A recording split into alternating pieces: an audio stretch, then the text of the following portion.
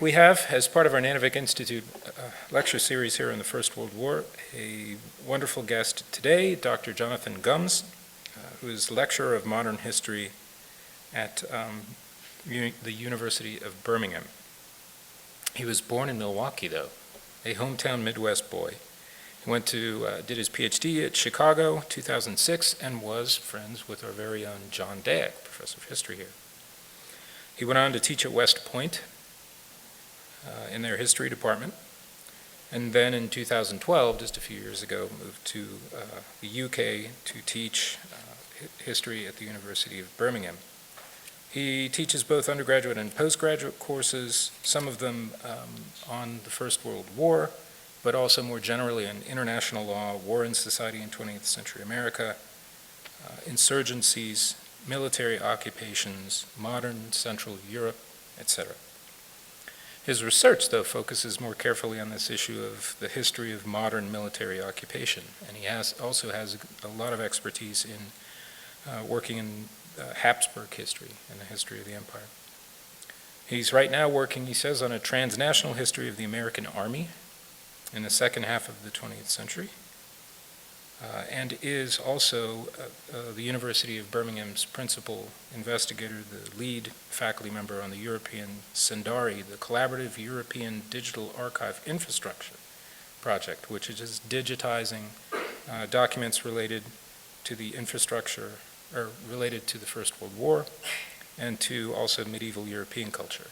He's published The Resurrection and Collapse of Empire in Habsburg Serbia, 1914 to 1918. That came out from Cambridge in 2009 and publishes regularly in academic journals in First World War studies and beyond. So please welcome a really great lecture here from Birmingham, Dr. Gumz.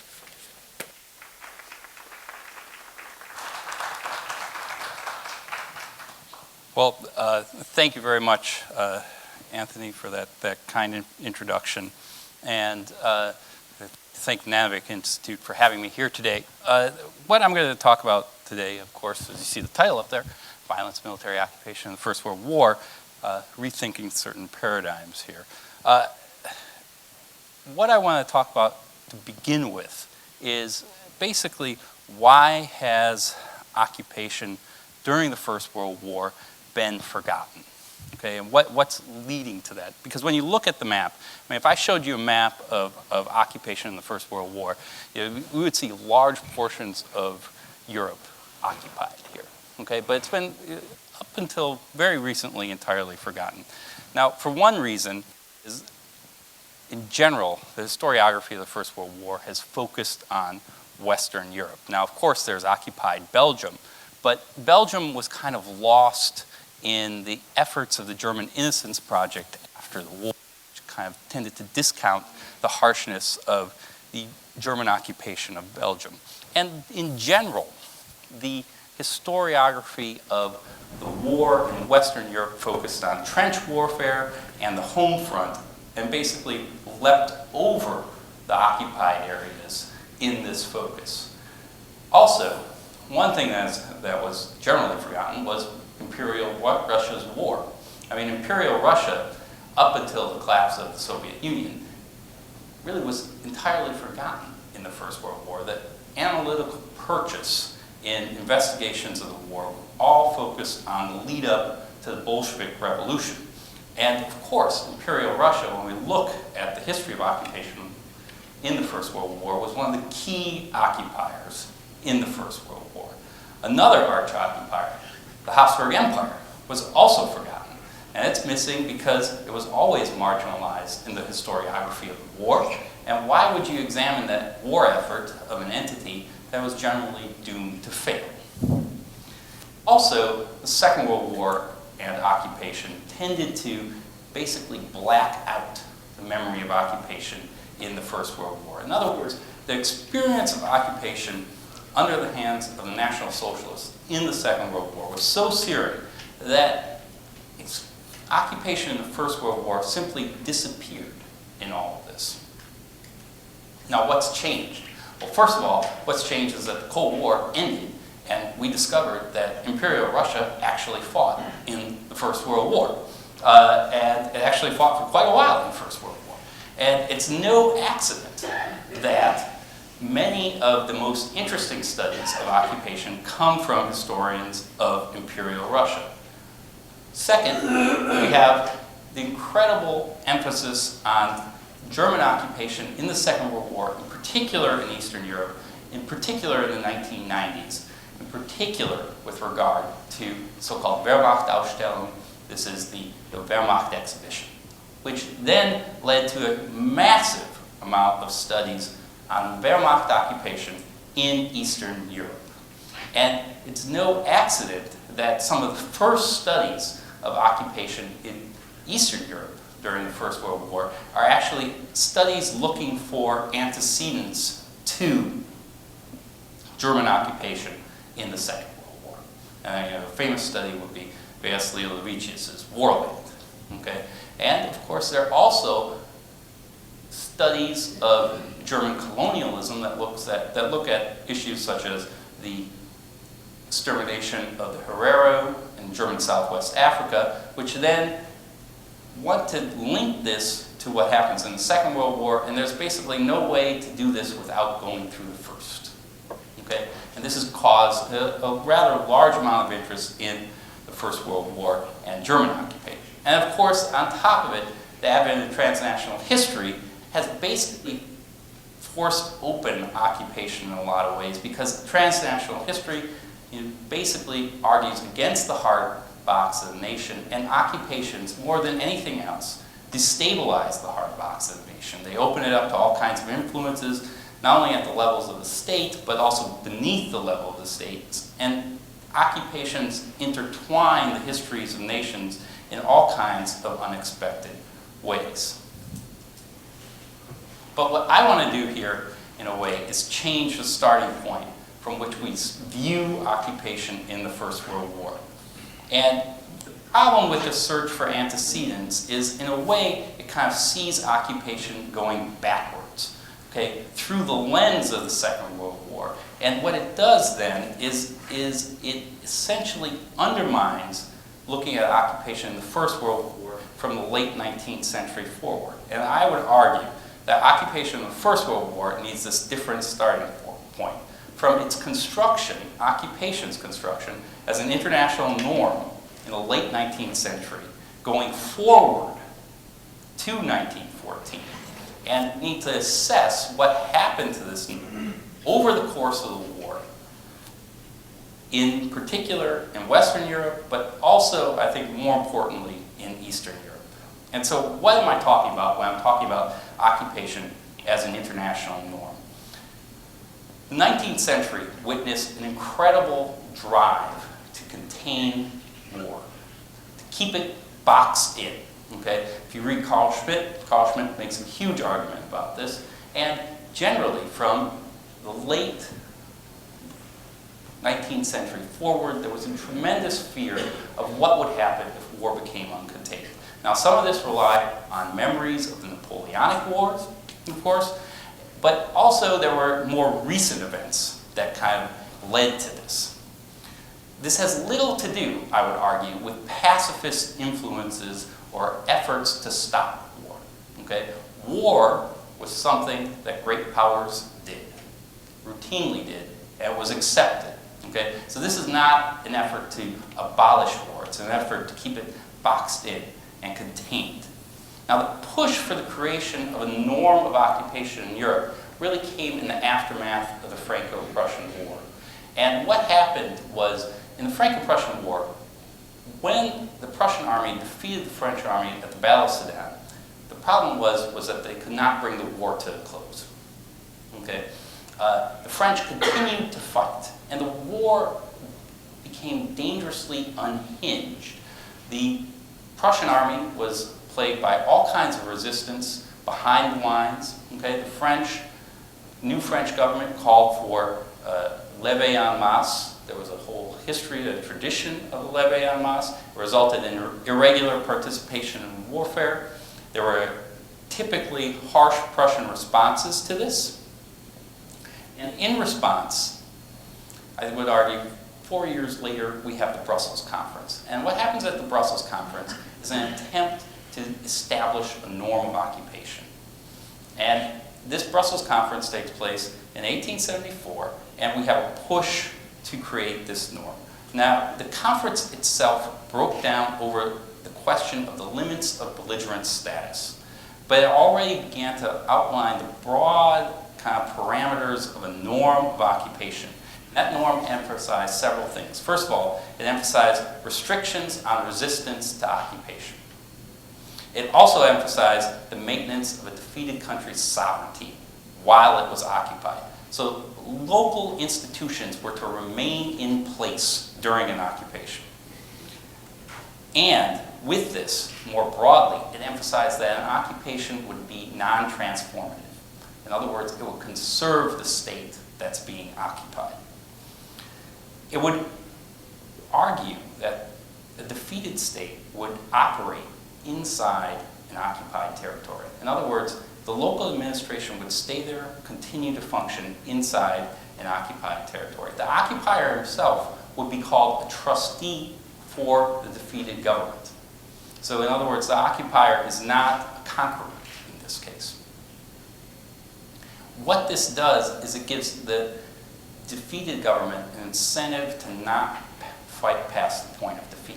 Because if you recall, in the Franco-Prussian War, the dangerous part came about when the French started to fight past the point of defeat. And so occupation sets up this kind of framework to give a country an incentive not to fight past this point of defeat.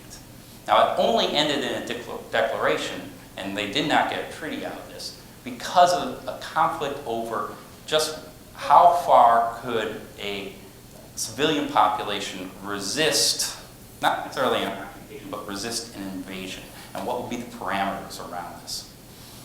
This whole controversy was then repeated again at the Hague Conference in 1899. At the Hague Conference, smaller countries, in particular Belgium, objected to the entire idea of occupation.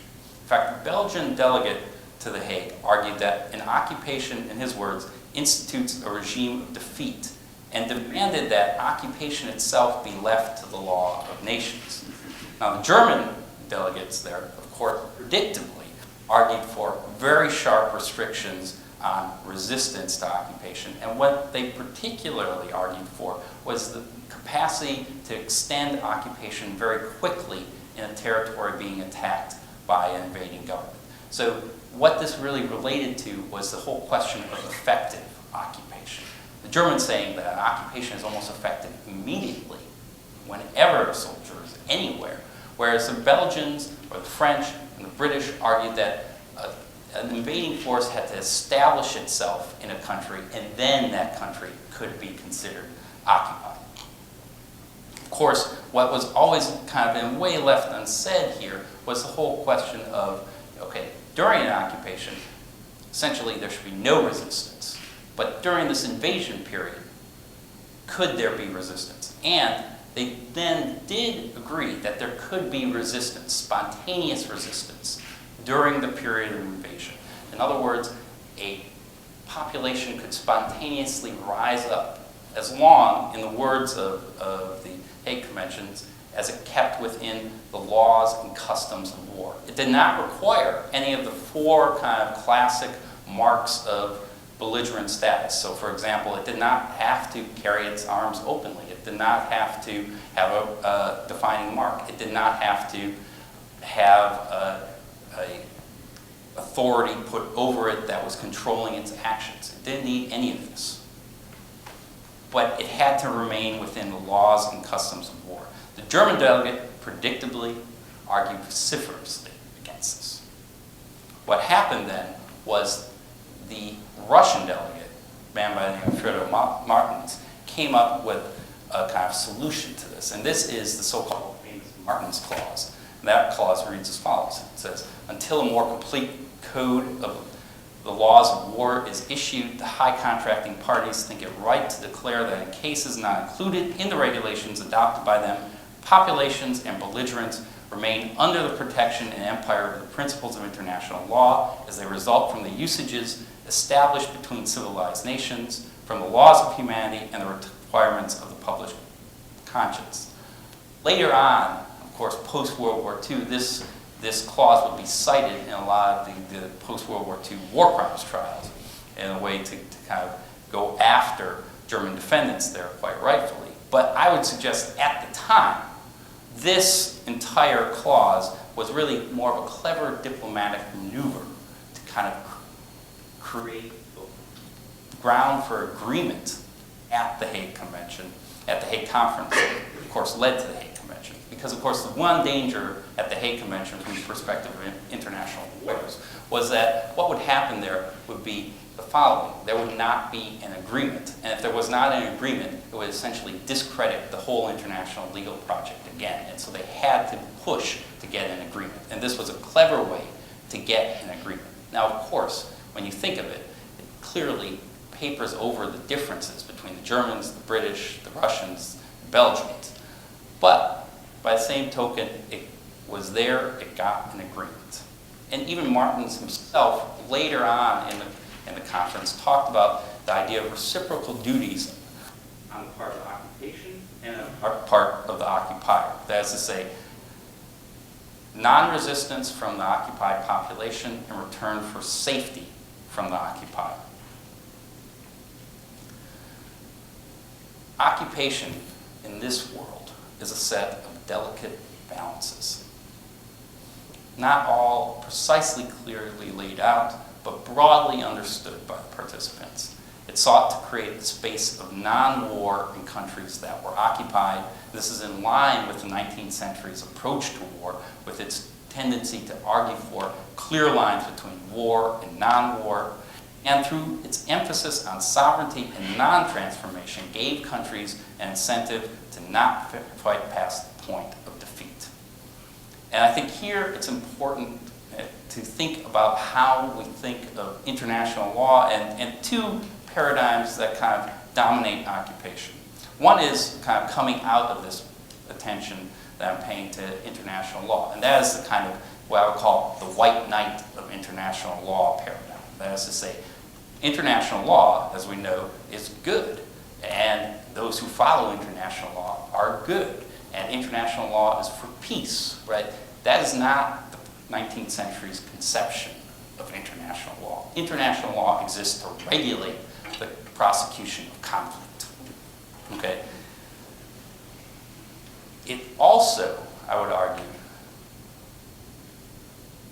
would be important to think about international law as something that does not have clear lines. We have a tendency to think of international law as something that has very clear lines. Okay, you're either on this side of international law or you break international law. And many works by historians that deal with international law in a marginal sense tend to approach international law from the perspective of what I would call a kind of violator perspective. In other words, aligning up countries on one side of international law or the other side of international law. They violated this clause, they upheld that clause. And I think in general, it's important to see international law not from this perspective, not as a kind of a set of clear lines, but really as what I would argue a kind of terrain for debate. It's a terrain for debate between various countries, and it's a terrain for debate with regard to the self-imposed limits on conflict. And it encompasses a range of positions. Okay, Germany versus Belgium as an example. Okay?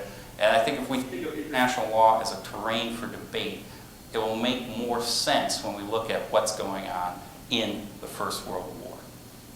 Also, I think it's important that we de-Germanize our perspective on occupation. Because many of our perspectives on occupation are highly focused on not only the Germans as the actors, but the questions come from studies regarding German history.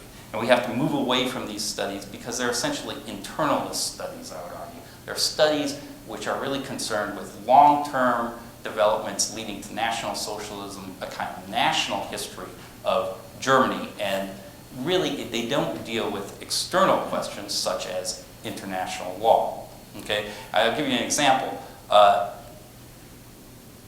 Recent book by Shelley Baranowski on German Empire dealing marginally with German occupation in Eastern Europe, completely ignores what's going on in Russia in 1917, 1918, and says, well, however bad things were, the occupation made them worse.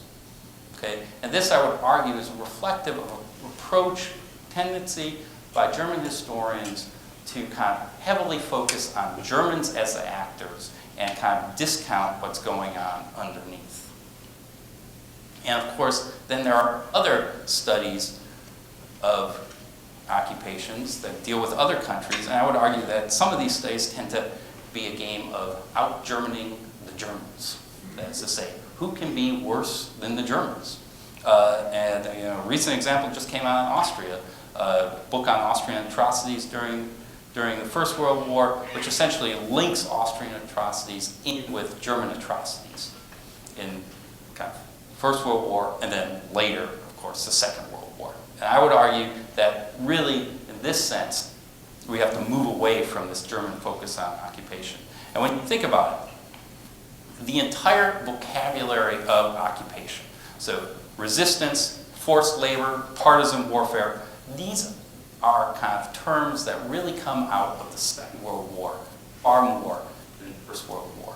And those have an entire archaeology of meaning around them that really have less to do with the First World War than they do with the Second World War. In a way, it reminds me of my time at West Point. It's like dealing with, if anyone here knows this, dealing with the realm of counterinsurgency. In other words, once you start using counterinsurgency vocabulary, you're kind of in the quicksand and you can't get out of it anymore. And in this sense, this whole set of terms, resistance, forced labor, partisan warfare, these are all terms that kind of get you back into German occupation in the Second World War in a way, and harken back on that. And thus, I would argue that in a sense, if you're using that vocabulary, when you're examining occupations, you're really refracting them through the Second World War. So where I want to go from here is essentially to look at occupation in the First World War through the lens of the norm of occupation as established in the late 19th century. And of course, this is not going to be an exhaustive study of all this. There are many countries, there are many variations, but what I want to look at is some of the general trends that are going on in occupation and what's happening to this norm over the course of the First World War. Of course, we have the beginnings of the war, and the problem is everything begins with invasions and the violence of the invasions. And of course, this is, unfortunately, from perspective of the norm, really the trickiest, most difficult point in the norm of occupation. In other words, how to regulate this was the thing that was most confused within the norm. Now it's clear that all the armies were ready to attack, okay? And every army, in fact, did attack with the exception of the British Army. Those armies, unique, not just the Germans, but all of those armies, believed that they had wide latitude to use force against what they perceived as civilian fighters in the initial stages of the invasion. Armies did not really see this as an occupation phase, but they tended to make arguments that were as follows. They said that the civilians that took part in the fighting really were guilty of what they called perfidy. Okay? They had disobeyed the laws and customs of war. So a classic thing to complain about, of course, was the presence of women and child fighters. Now, a lot of this was apocryphal, but if you look at Army records, I've looked at the Army records for the Austro-Hungarian Army, you see it coursing through the internal dialogue within the Army. Okay? And immediately, the results are quite predictable. They immediately move to the outer edge of force. They consider these people illegal fighters, and we get widespread atrocities. Now, some armies get the chance, others do not get the chance to enact these atrocities. So, to give you an example, the French army actually issued orders to take hostages in Alsace on August 22nd, 1914. They just simply did not get far enough for the chance to do this. Okay. Now, the German army, of course, we know this very well from the work John Horn and Kramer did this extensively in Belgium The Russians in East Prussia, in fact, on August 5th, 1914, they issue a deportation order before they really are even in East Prussia, which orders that all military-age males that they encounter are to be deported to the interior of Russia. This, of course, replicates what they were already doing in certain border regions inside Russia at the beginning of the war. And Austrians in places like Serbia or some parts of Poland are ready to deal with what they see as illegal fighters. And already on July 2nd, 1914, the chief of intelligence of the Austrian Army High Command, a man by Oskar Radulovic, says that in a memo that the Serbs are expected to have widespread insurgent fighters. And you can expect them to rise up. And that these fighters will be considered, in his words, outside of international law, and they are, in his words, to be wiped out as soon as they're encountered. Now, in the case of the Austrian invasion of Serbia, it just so happened that the Austrians themselves chose the most unlikely route to invade Serbia. That is to say, the route across the mountains, which the Serbs themselves had never thought that the Austrians would be so stupid as to invade in this way, but the Austrians decided that they would do this. They ran into the non-uniformed Serb levy, Third Levy. The Serbs had overmobilized by this point in the war. Keep in mind that the Serbs had been already fighting for 2 years. And the Serb Third Levy did not have uniforms. And of course, this triggered a predictable response from the Austrians, who felt that they were surrounded by Serb civilians fighting, and incurred a kind of predictable response within certain units that then went out on reprisals against Serb civilians. They killed roughly 3,500 Serb civilians. What I want to emphasize here is that this is a brief burst of violence at the beginning of the war. It's a brief burst of violence. I think it's also important here to emphasize that these armies are very fragile institutions. I think we tend to view these armies as kind of locked down institutions. They are not, okay? They are large conscript armies, relatively kind of out of control in certain places, a thin shell of professional officers over the top, but not much more than this, operating at the limits of what they can possibly do, okay? So the armies themselves are already kind of internally fragile. Also, I would argue that if you look at Belgium, if you look at the Austrians in Serbia, they're able to get this to a certain degree under control very quickly, at least within a couple months. As one Austrian general declares when he's getting reports back of Serb atrocities against Austrian soldiers, he says a competition with the enemy in this sense is out of the question. Now, it didn't prevent reprisal. What it prevents is a kind of systematic response to dealing with what they perceive as Serb transgressions.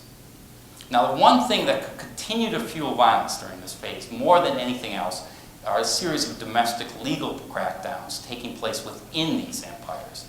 And in this sense, I'm thinking in particular of Russia and Austria and Hungary.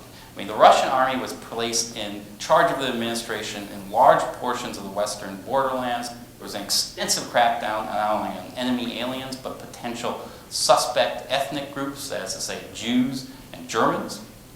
Okay? The Austrian army, similarly, was given extensive powers inside the Austrian half of the empire, but also portions of the Hungarian half of the empire, especially near the front. Okay? Military legal jurisdiction over civilians is put in place throughout large portions of these Austrian half of the empire, as well as parts of the Hungarian half of the empire. There's incredible pressure on the domestic political administration in these areas to manage the situation, and in fact, in a sense, for the army to push them out of the way and then strike through in these areas through military courts.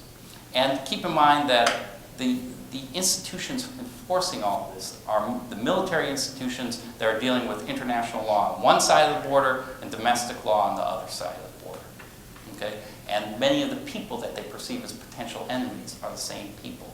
To give you an example, Serbs in Bosnia, as well as Serbs in Serbia, of course, okay? And there's a slipperiness to their approach to international law as well as domestic law. And this domestic escalation, I would argue, begins to push over to how they're dealing with things once they cross the border, okay? So, nonetheless, they're able to get it relatively under control. But other countries, but they have some problems. And let me give you some general points when the occupations start. So occupations, really the Russians in Galicia, the Austrians in Serbia, Montenegro, okay, parts of Poland, Germans in, of course, Belgium, parts of France, also parts of Poland in 1915, 1916. What's happening in these areas? Well, first of all, some general points. What you have here are areas where the local administration is generally either weakened or has fled. And this is, of course, a problem for occupation, given the way in which the norm relies upon the presence of the local administration. There are also areas which, to begin with, were essentially quite far away from the state. In other words, these were areas which, in the words of Jörg Baborowski, were areas that were kind of distant from the state. I'm thinking particularly in Eastern Europe. So the administration there was, in some sense, weaker already. Also, I would argue that in no case did occupation disappear as a norm completely during these occupations. It might be subjected to pressure at certain points. There are certain ways to kind of move it around, to argue around it, and so on and so forth. But at no time did any country completely go off of the norm of occupation, say that it was no longer following the norm anymore. So, just to take a look at the Habsburg Empire of Russia very quickly. These occupations in Galicia for Russia, as well as Bukovina for Russia, or Serbia for Austria-Hungary, tended to be more transgressive at the beginning. Okay? In the Russian case, there were liberationist goals announced immediately with the invasion of Galicia, which went against the whole notion of non-transformation of the area. Okay? So implying annexation was very problematic already. There are, of course, discriminatory laws put in place against Jews inside Galicia, orders going out to take them hostages and the like, already even well into the occupation. So this is not just simply an invasion phase. For the Austrians, we have the military legal system, which is put in place in Serbia, which just moves over from the empire to Serbia. This is a very severe military legal system. This displaces the local legal system, which of course goes completely against the norm of occupation. And there are many cases in Serbia which take place under an emergency system of Habsburg military law known as Standrecht. Also in the Austrian occupation of Serbia, there's an extensive depoliticization of Serbia that's put in place. And of course, this is something that goes against the norm of occupation, because this is moving to transform Serbia, to turn Serbia into an a-national country. And that, of course, is a transformational goal which would undercut the norm of occupation. Now, what's interesting in all that is if you look at Germany in this case, if you look at Germany and look at Germany's occupation of Poland, Germany's occupation of Poland appears relatively mild, actually. In spite of an initial kind of attempt to crack down on certain Polish political and social organizations, the Germans actually loosened up. They reestablished the University of Warsaw in the fall of 1915. They loosened Russian censorship laws. They actually allow a public celebration of the Polish Constitution of 1791. And here, of course, we're looking at an occupation which is actually no longer kind of cracking down on this, on Poland. And here I would argue, in particular, one reason why this occupation is able to do this is you don't have the tremendous domestic legal pressure taking place within Germany that you have in Austria-Hungary or Russia. But there are, for the Germans, dangerous linkages going forward, and let me tell you what they are. First of all, what you have is German strategy and war economy becomes ever more linked to occupations. In other words, occupations and German strategy and the war economy are seen as one thing, okay? And that puts occupations in a dangerous place. Could lead to deportations of workers in Belgium, could lead to widespread confiscation of food or metal in places like Poland. Also, I think more dangerously, was that the Germans elucidated a kind of concept of military necessity that essentially undercut the entire substance of the law. That really what it did was kind of black box entire areas of international law and push it to the side. Okay? The military necessity could excuse anything, basically. And this was a potentially dangerous linkage going forward for an occupied country. But I would still emphasize that no one left the norm entirely. And let me give you what I think is the best example, and that is the Two Emperors Manifesto of November 5th, 1916.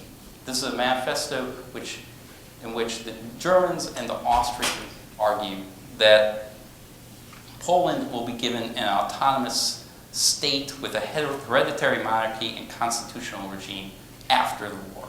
Now, many historians have attacked this because they have said, well, this is obviously not really kind of meant in good faith, right? The Germans never really meant this, the Austrians really never meant this, and it was a betrayal of Polish nationalism. But what's interesting here was that in spite of this, the Germans did not directly annex this area right away. The Austrians did not directly annex the area, even though when you think of their goals in doing this, which was essentially to kind of garner more Polish workers and help create a kind of Polish subset of the German army in these areas, in other words, better recruitment.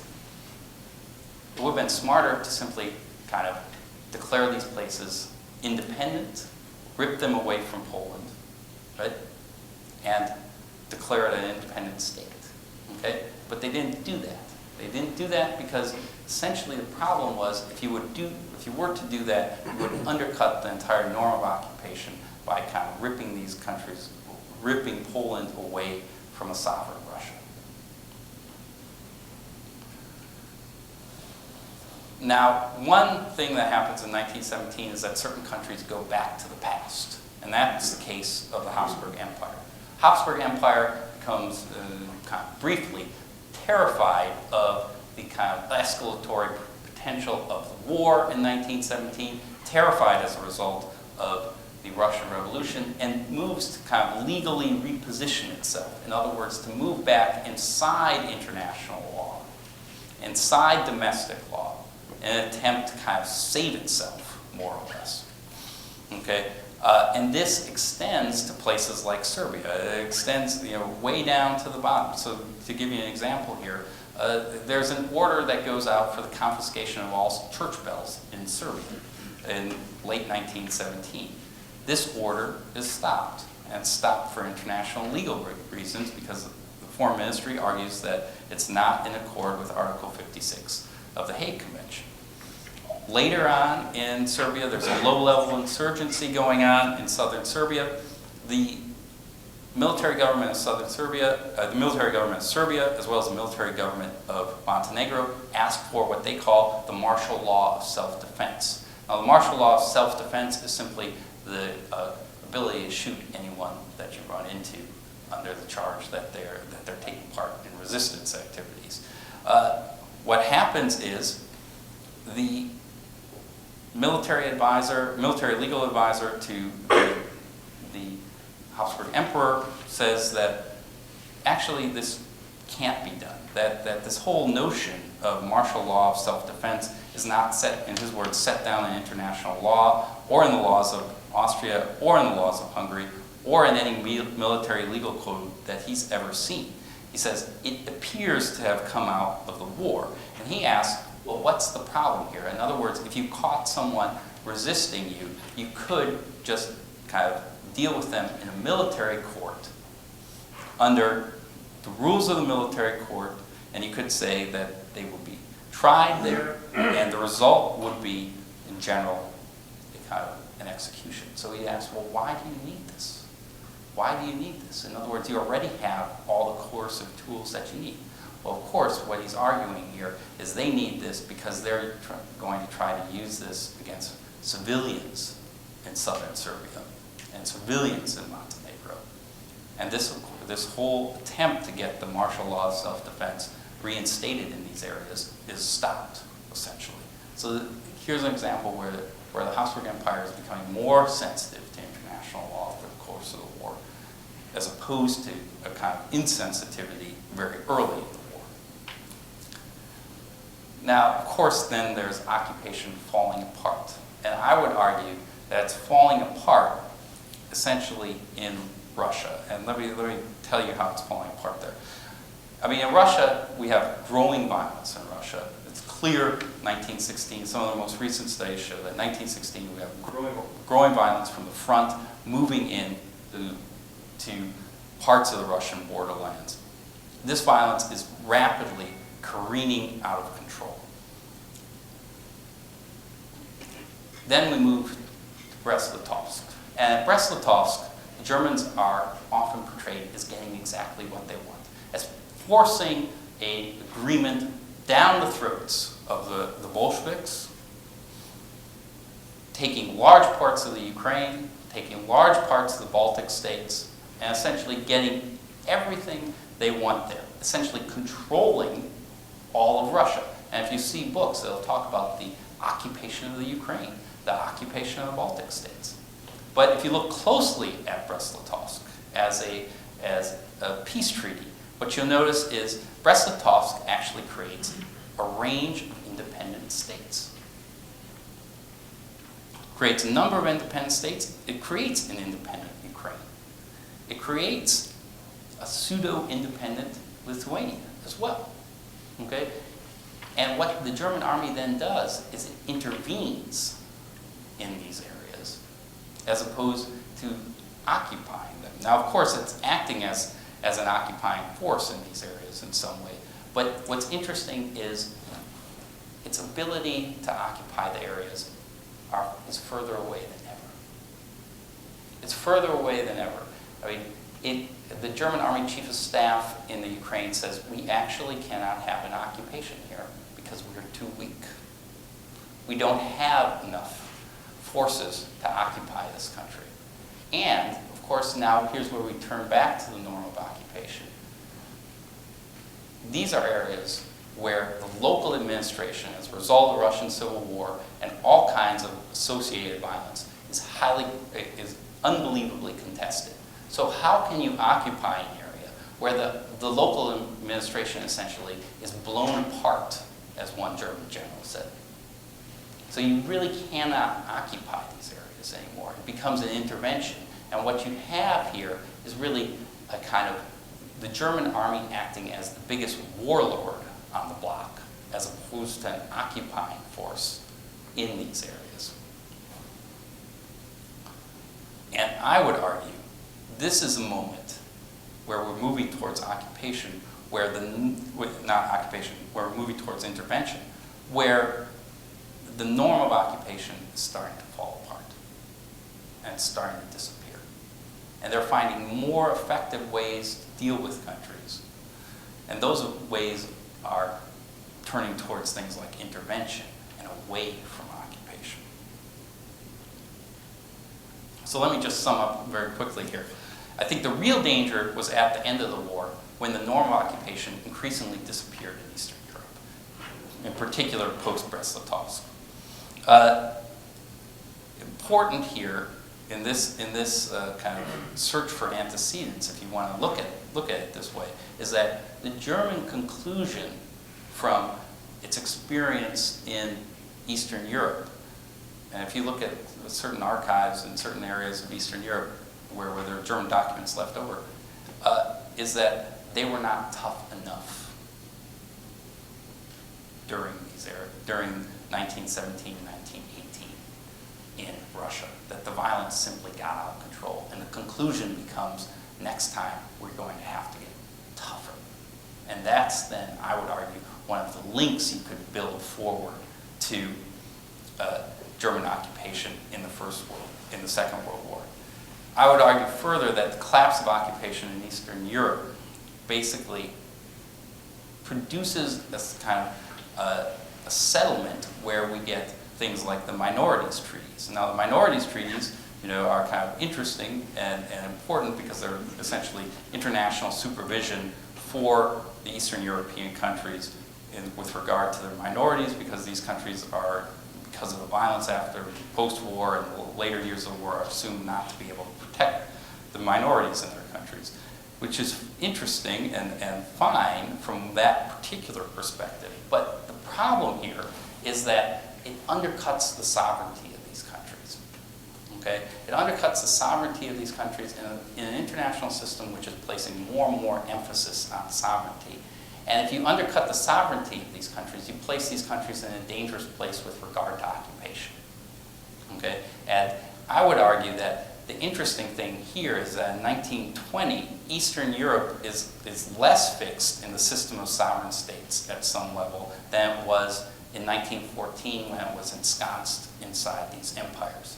And then it's no accident, in some sense, that by the time we reach the Second World War, what we have is a more full-throated German argument that says these countries are no longer sovereign states, and therefore we don't have to occupy them, because of course that will then be the German argument by the time we get to the Second World War.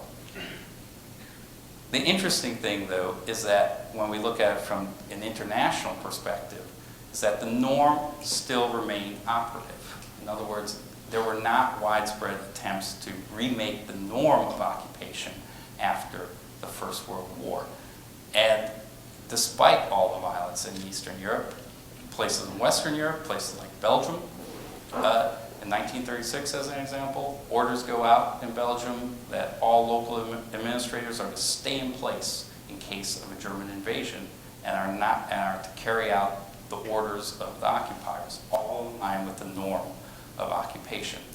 What we take is essentially the Second World War and a kind of National Socialist assault on occupation and the norm of occupation and the international legal project more generally to lead to a reworking of the norm of occupation in the Geneva Conventions of 1949.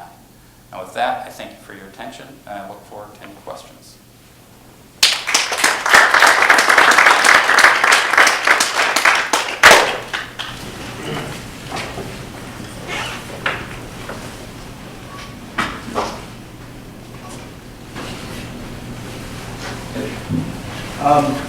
You talked about the Germanization of occupations. When I think of occupations, I think also of the mythology, perhaps, or maybe not, of the good occupations after World War II, with MacArthur in Japan giving constitutional liberties to that country. And although there was conflict between the Allied powers and Germany was eventually divided, nonetheless, West Germany recovers because of, quote, good, unquote, occupation. And so in the historiography of occupation studies, how do those occupations fare? Is there a demythologization of those? Are they being brought into some kind of broader historiographical overview of how occupations work? So could you talk about that other dimension that I just... Sure. I think with regard to those occupations, what I would say what's very interesting is that if you look at the legal debates with regard to what can be done in Germany and Japan just as the Second World War is ending, there's an argument that there's actually concern inside the American and British governments that what's being planned for these areas is to transform them, and this would kind of go against international law.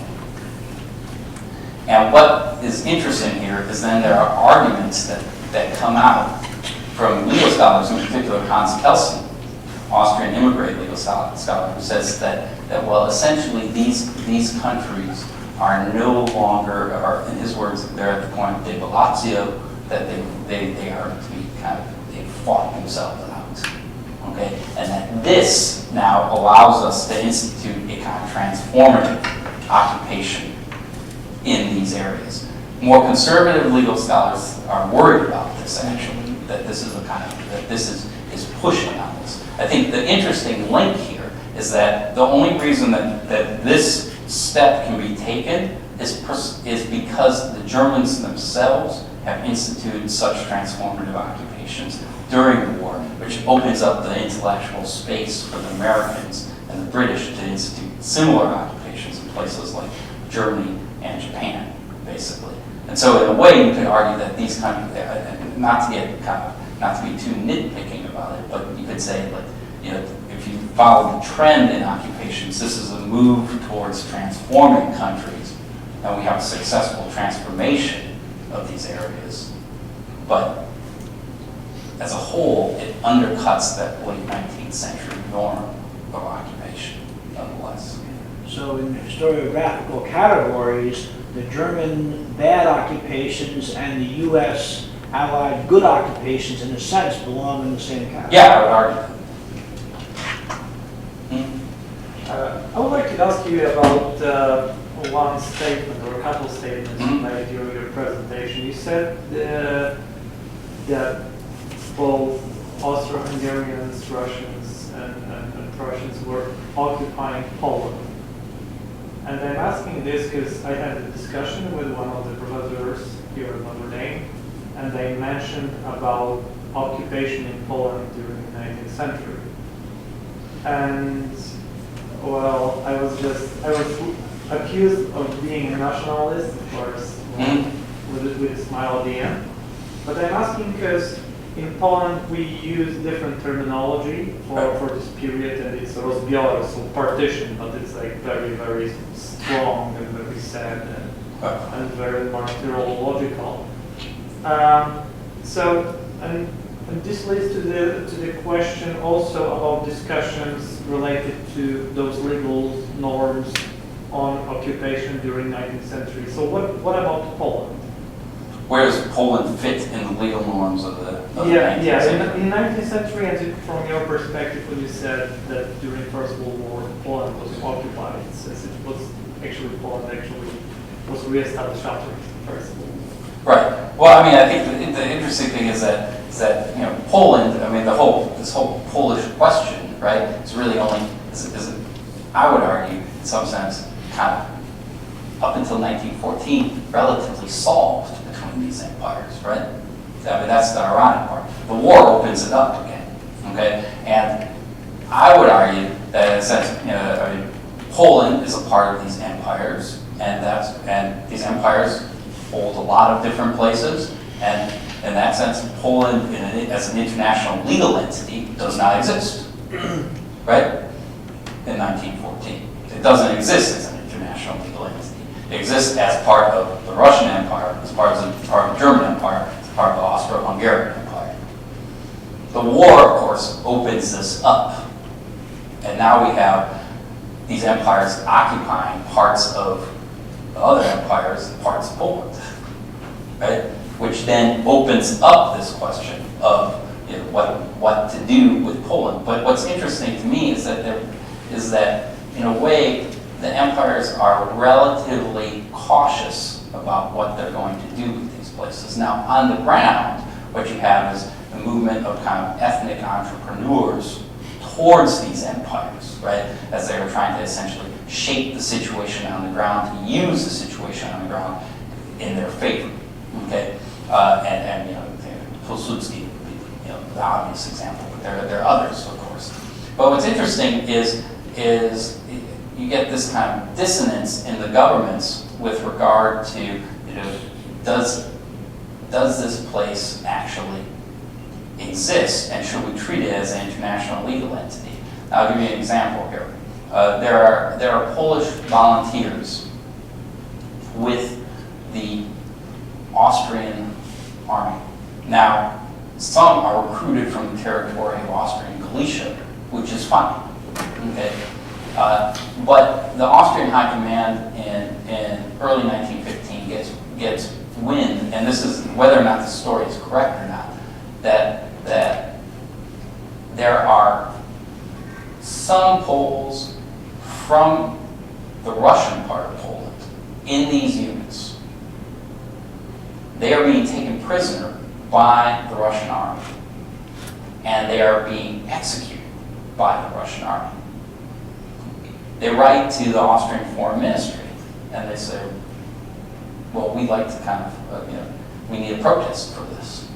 Okay? It goes in to the Austrian Foreign Ministry, and the Austrian Foreign Ministry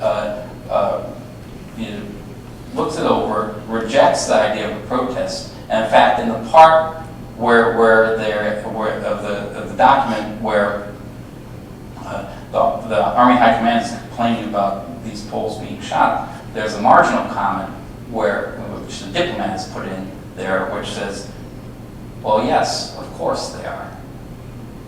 Because, of course, they're citizens of Russia serving in the foreign army, which creates the case for treason.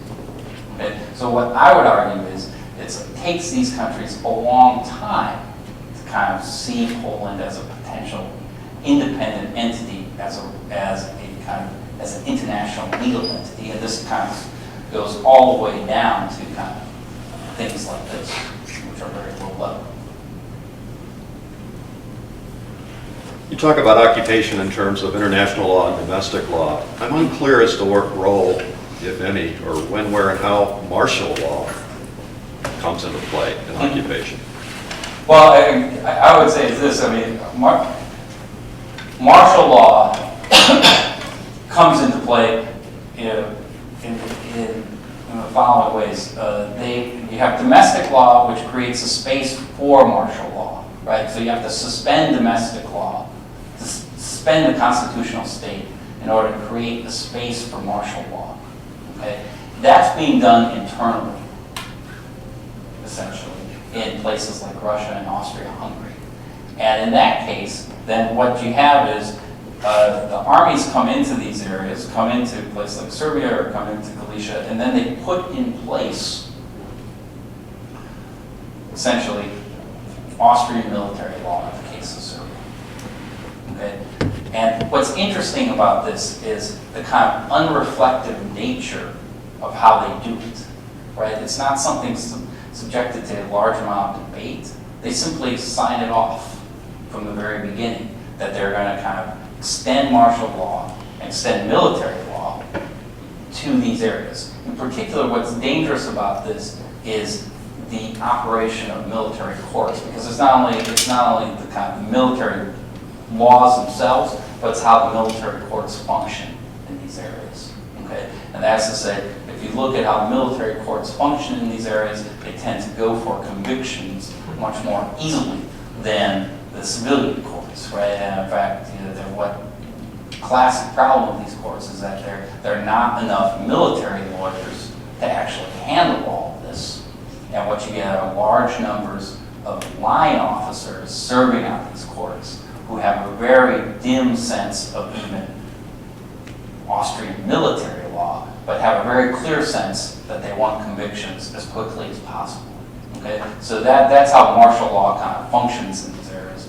Then, of course, within that martial law, you have a separate set of emergency laws, which are, in German it's called Standrecht, which essentially creates courts where the only penalty can be acquittal or execution. And everything has to be done in 48 hours. And the appeal goes to the commanding officer, and the commanding officer is the person who actually ordered the trial in the first place. So you can see what might happen in this case.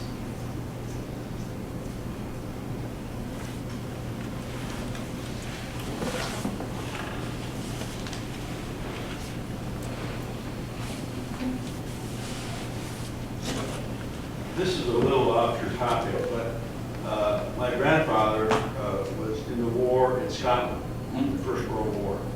And I'm curious if you know anything about any bases in Scotland what went on there. He was a cook in a lumber camp, and they, I suppose they had to have lumber or trees for the trenches in France. But I'm curious if you know anything about that. About what went on in Scotland during the war. But I'm not an expert on what went on in Scotland during the war, but my general point would be that I think if we look at the historiography of the war, that the general argument is that the British war effort was among the most efficient of the entire war. Efficient. Efficient. Really? Efficient. Far more efficient than the Austrian or the German war efforts. And I think if we see it in global dimension, we see that the German war, that the British war effort was far more efficient and effective. That's interesting to me, because I thought General French was the head of the British forces in the beginning, and I thought they were kind of haphazard in the beginning. Sure. Well, I mean, they probably got their act together. Yeah. Well, there's definitely a British military dimension which is kind of problematic on the Western Front. But if we look at it from the perspective of grand strategy and the ability to not only marshal the resources to fight the war, but also the ability to knit together various coalitions. In other words, the way in which the war kind of explodes outwards from the five great powers to a kind of global conflict, in a sense, is the result of kind of British strategy in terms of kind of marshaling forces, marshaling a kind of global war against the Germans, whereas the Germans can only fight a kind of continental European war. I really enjoyed your talk, Jonathan. And I like the way that you sort of reframe the story of occupation from the sort of the east and the margins of the story. And so I want to bring you back to Belgium. If you're going to sort of retell the general history of occupation in the First World War from the east and about international norms, where do you fit Belgium back in? How do you reappropriate the story of Belgium that has dominated the tales of World War I occupation? Mm-hmm. Where does it now fit in, and how do you treat it? Well, I think where Belgium would fit in is as follows. First of all, fits in as a kind of very clear example of the knitting together of kind of German strategy, war economy, and occupation. Right? That's obviously the deportation of Belgian laborers in 1916, which is pushed forward by the Germans. Okay? So in that sense, it fits in there. But I think in terms of the norm, where Belgium fits in, is that Belgium gets much more attention internationally. And as a result, a lot of the legal arguments all revolve around Belgium, right? What the Germans are doing in Belgium. And I would argue the interesting part about Belgium is the Germans are kind of developing this very sharp concept of military necessity in ever greater depth in these legal arguments with the British and the French, and with neutrals, of course, as well, regarding Belgium, therefore laying the groundwork for what later will be a kind of a full-throated kind of attack on international law more broadly that's going to come out in the 1930s, essentially. Okay, so Belgium, I would argue, is key for how the Germans are kind of making arguments around international law. It serves as a kind of platform for this argument making, essentially. Okay, and in that, it kind of, you could say it's the intellectual kind of scaffolding for what will be a later, harsher German argument with regard to international law that's going to come up with regard to things like realism. I was just wondering, are you familiar with David Edelstein's work on, and how, just for people who don't know it, his main thing is what makes for successful occupations. And he looks at, I think, 26 different occupations since Napoleon. Mm-hmm. And finds that the main thing is that it's best if there's a third party that both the occupier and the occupied are both fearful of, so that the occupier is seen as a protector. I'm wondering what you think of that. Well, I think it's different set of questions than what a historian would pose. I think it flattens out occupation in a sense to a question of like success, non-success, and in that sense, kind of would not capture the nuances that come out of the 19th century debates on occupation. But obviously, I think at one level, it's a compelling argument. How I would fit it into the First World War is, I think, or how I would expand the argument, and where I think maybe you could expand the argument in the First World War, kind of thinking externally, less along the lines of fear, but more along the lines of the importance of neutrals, right? I mean, the First World War is an incredibly important war for neutrals, especially through 1917. And I'm not only talking about the United States, but I'm talking about other European neutrals, which I think in some senses you could make a whole line of argument with regard to the norm of occupation that says the importance of neutrals in the war force countries to stay inside the norm of occupation. To connect this to Belgium would be to say, like, in the case of Belgium, we do have the deportation of laborers from Belgium, a kind of forced deportation, but the outrage over this from neutrals actually causes the Germans to pull back, essentially. And the fact that neutrals are out there that listen to things like international law and pay attention to international norms, what it does also is it gives a kind of foothold for people who want to make those arguments inside the governments that themselves are pressing against international law, right? Because of course all these governments are composites, basically, and therefore we have various interests. And of course there again is a classic example is Belgium again, because the Governor General of Belgium, a man by the name of Bissing, makes vociferous arguments on behalf of the Hague Conventions and the like with regard to the deportation of Belgian laborers. And in part, some of those arguments are linked to the effect on neutrals that such an action would have. So I think in a way, I would argue, I think the way to move from the Edelstein beyond just the success and beyond the threat would be to look at the role of neutrals in occupations. How would you describe where Russia was on the ground when they threw in the towel? Like what properties they were, or land they were controlling, or gave up, or? Oh well, I mean, Russia the fact is in 1917, I mean, what you have to consider for Russia is the following. Imperial Russia essentially is in a state of long collapse from mid-1915 forward. The result of the Great Retreat out of Poland essentially takes the entire chaos of the front, rolls it back inside Russia, and Russia is unable to kind of get control of this again. What you see is kind of increasing levels of violence from 1916 forward, especially within armies, within army units. There are widespread reports of this. And this violence, I would argue, is then linked to later widespread violence in the Russian Civil War, of course, which is not simply a contest between the Bolsheviks and the whites, but is a multi-sided contest with various parties on the ground involved in violence. Oftentimes, groups of deserters, soldiers, people like Machnew's anarchist group, as an example. And so, what you have in Russia is a kind of rolling state collapse that's taking place from 1915 forward, gathering steam, and then making essentially occupation impossible for the Germans in 1918, or at least the goals that the Germans and Austrians have are no longer possible to achieve. I mean, if you look at what the Germans and Austrians get out of Russia, it's virtually nothing in terms of what they wanted to get out of Russia.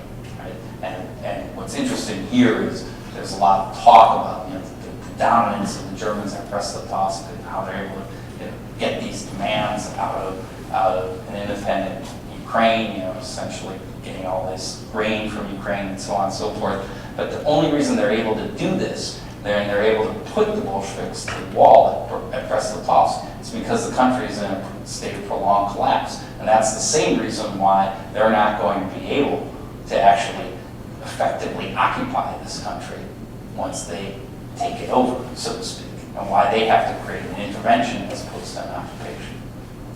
And how did you relate it to Poland? And Poland is, the start of it is the Russian retreat out of Poland. The start of it is the Russian retreat out of Poland. So I would like to stay with Poland, but a little bit later. Well, in other emotional category of occupation is used to describe the situation in Poland after 1945 until 1989. And obviously, probably from the law perspective, it's probably not the best explanation. But on the other hand, if we look at especially the late 40s and 50s, we can see that we had a significant amount of Soviet troops in our country. We had a constitution which actually which guaranteed unbreakable alliance between Poland and the Soviet Union. And we had advisors in both in police, intelligence, military, and on various levels of administration. So can we describe this situation as a occupation, or there's separate category in international law to describe? Well, I mean, it was obviously that it's a Russian intervention, right?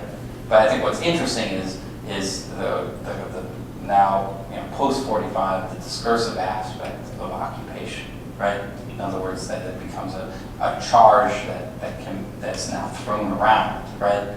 And I would argue that in that sense, but what's interesting is what that is doing is kind of delegitimizing the whole norm of occupation, even though, as we know, the Russians aren't actually running Poland according to the norm of occupation, right?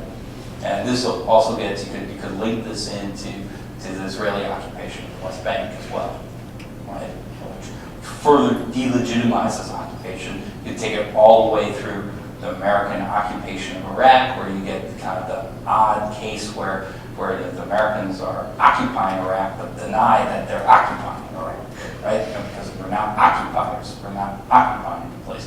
And that's something that's taking place, that's a discursive shift in occupation, right? From the First World War, where countries occupy other countries, right? That's what you're supposed to do, right?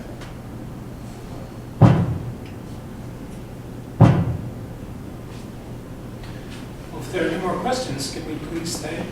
Dr. Gumz?